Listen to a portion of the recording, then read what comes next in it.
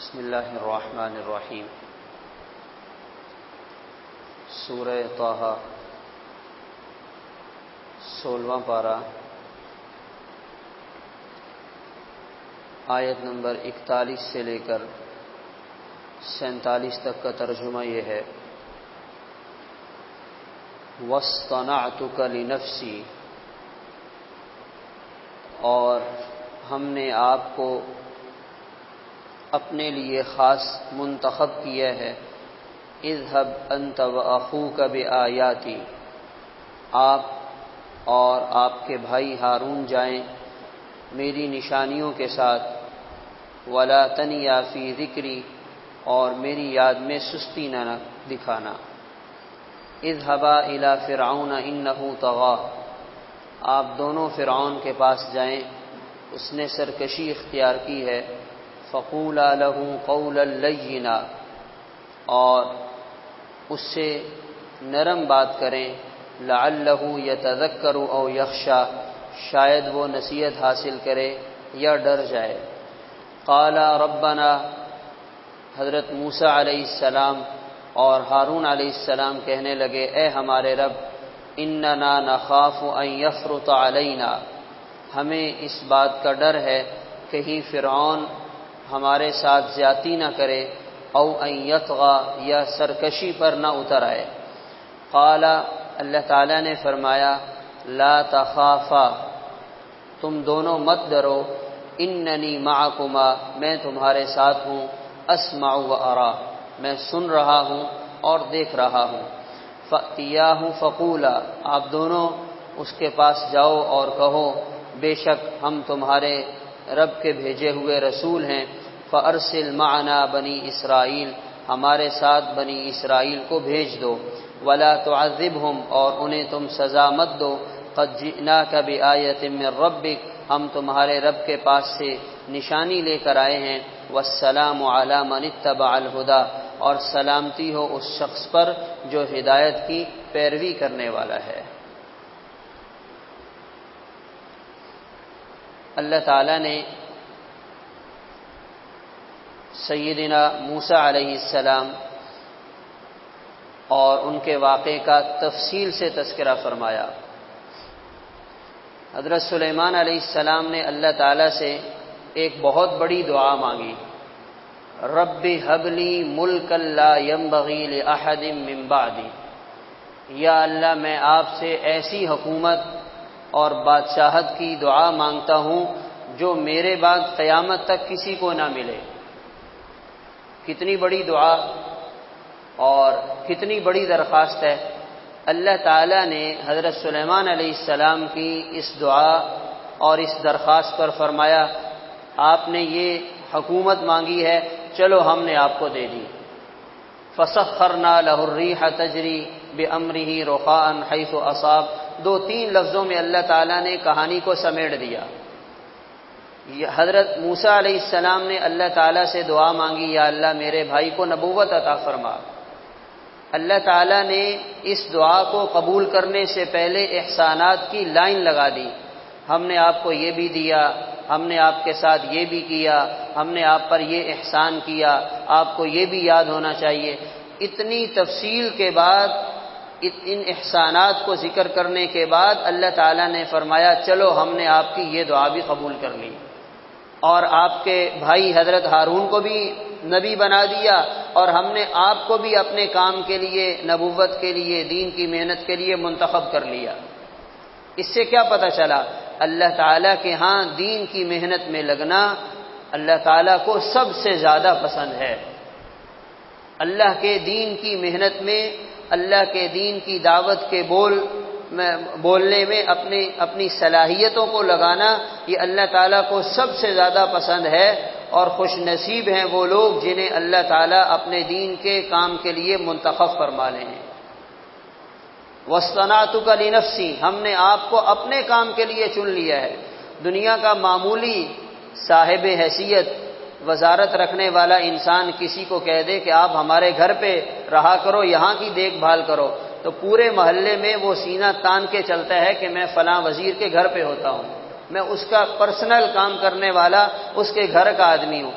جس کو اللہ تعالیٰ فرما دیں آپ ہمارے بندے ہیں، آپ ہمارا کام کریں گے، اس کی کیا شان ہوگی؟ وَاصْطَنَعْتُكَ لِنَفْسِي، ہم نے آپ کو اپنے کام کے لیے چن لیا۔ جس رب نے، جس ذات نے اتنا بڑا کائنات کا نظام بنایا، 7 آسمان اور 7 زمینیں بنا لی ہیں، اس کے لیے بیت اللہ بنانا کیا مشکل تھا؟ مگر اللہ تعالیٰ نے بیت اللہ کی تعمیر کا کام حضرت ابراہیم علیہ السلام سے لیا، اور یہ ابراہیم علیہ السلام کے لیے ایک اعزاز ٹھہرا کہ انہوں نے اللہ کا گھر بیت اللہ، سب سے پہلا گھر، اس کی تعمیر کو اپنے ہاتھوں سے پایہ تکمیل تک پہنچایا۔ یہ اللہ تعالیٰ کا انتخاب تھا۔ پھر اس کے بعد پوری دنیا میں، آج دنیا بھر میں اللہ تعالیٰ کے لیے اپنا گھر، مساجد بنانا کیا مشکل کام ہے؟ لیکن اگر کوئی اللہ کے گھر کی خدمت میں، تعمیر میں لگا ہوا ہے، یہ اس کی خوش نصیبی ہے کہ اللہ تعالیٰ نے اسے اپنے گھر کی خدمت کے لیے قبول کر لیا ہے، چاہے وہ کسی بھی درجے میں ہو۔ یہ ہے وَاصْطَنَعْتُكَ لِنَفْسِي، اس کی مختلف شکلیں ہیں۔ آج ہم اس کو بڑی خوش نصیبی سمجھتے ہیں، ہمارا بیٹا ملٹی نیشنل کمپنی کے لیے منتخب ہو جائے، ہمارا بیٹا 18ویں گریڈ کے لیے منتخب ہو کر آگے چلا جائے، لسٹ میں نام آ جائے۔ دنیا کے اعتبار سے یہ بہت بڑا اعزاز ہے، لیکن اللہ کے ہاں بڑا اعزاز یہ ہے کسی کا بیٹا، کسی کی اولاد اللہ کے دین کے لیے قبول ہو جائے، یہ اللہ کے ہاں اعزاز ہے۔ اور انبیاء علیہ الصلاۃ والسلام کے جو واقعات ہیں، یہ زندہ مثال ہیں ہمارے لیے۔ اب اللہ تعالیٰ نے کیا کام دیا؟ جاؤ، جا کر فرعون کو ہمارا پیغام سناؤ، اور یاد رکھنا ہماری یاد سے ذرا برابر بھی غافل مت ہونا، ہماری یاد میں سستی اور کوتاہی مت کرنا، ہماری یاد کے ساتھ، ہمارے نام کے ساتھ، ہمارے ذکر کے ساتھ جاؤ اور جا کر فرعون کو دعوت دو۔ آج اگر کسی کو نماز میں بھی اللہ کی یاد نہیں آتی ہے تو اسے کاروبار میں اللہ تعالیٰ کی یاد کیسے آئے گی؟ اور اللہ کی یاد کے بغیر نماز کیسے نماز بن سکتی ہے؟ اتنی بڑی ذمہ داری اور اتنی بڑی ساتھ پابندی، ہمارا نام، ہماری یاد، ہمارے تذکرے کے ساتھ جاؤ اور جا کر نرمی سے دعوت دو۔ اللہ تعالیٰ نے دعوت کا بہت بڑا اصول بتلایا، دین کا کام کرنے میں، دین کی دعوت دینے میں نرمی کا، خیرخواہی کا ہونا بہت ضروری ہے۔ بعض دفعہ ہمیں بھی شوق آ جاتا ہے کہ چلو ہم بھی کسی کو دین کی دعوت دیں، مگر ہماری زبان میں سختی غالب ہوتی ہے، طنز کرنا، تنقید کرنا، سامنے والے کو شرمندہ کرنا، اس کو دین کی دعوت نہیں کہا جاتا۔ دین کی دعوت میں تو سامنے والے کو آپ نے ڈھیر کرنا ہے، اس کے دل میں بات اتارنی ہے کہ کسی طرح یہ بات مان لے اور مسجد کے ساتھ جڑ جائے، اس کا تعلق اللہ تعالیٰ کی ذات عالی کے ساتھ جڑ جائے۔ یہ ہے نرمی، ہمدردی اور خیرخواہی۔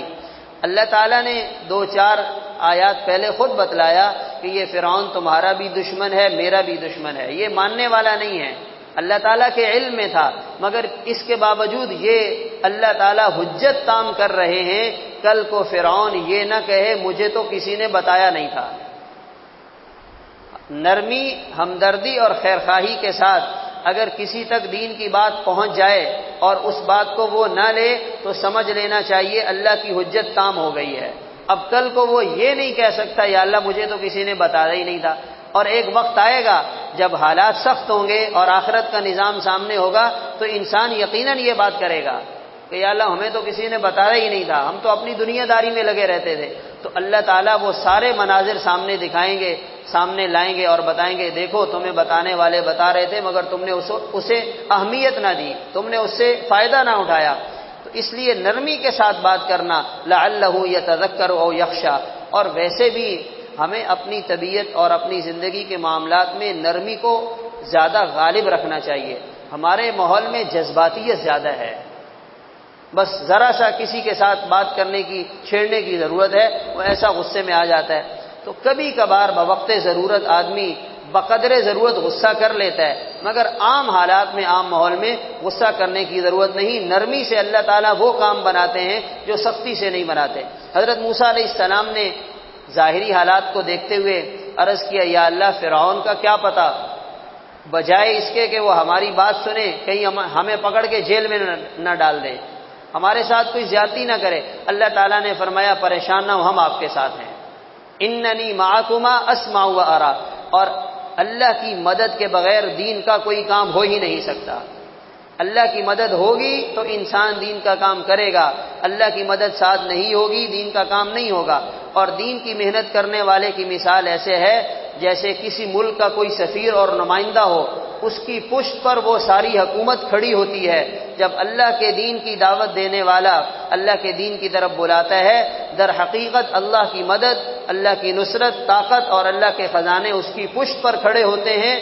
اگر کوئی اس کا مقابلہ کرتا ہے تو پھر اللہ تعالیٰ اس کی ایسی مدد فرماتے ہیں۔ اس لیے ہمیں بھی اپنے آپ کو اللہ کے دین کی محنت میں لگانا چاہیے۔ اللہ تعالیٰ عمل کرنے کی توفیق عطا فرمائے۔ اللہ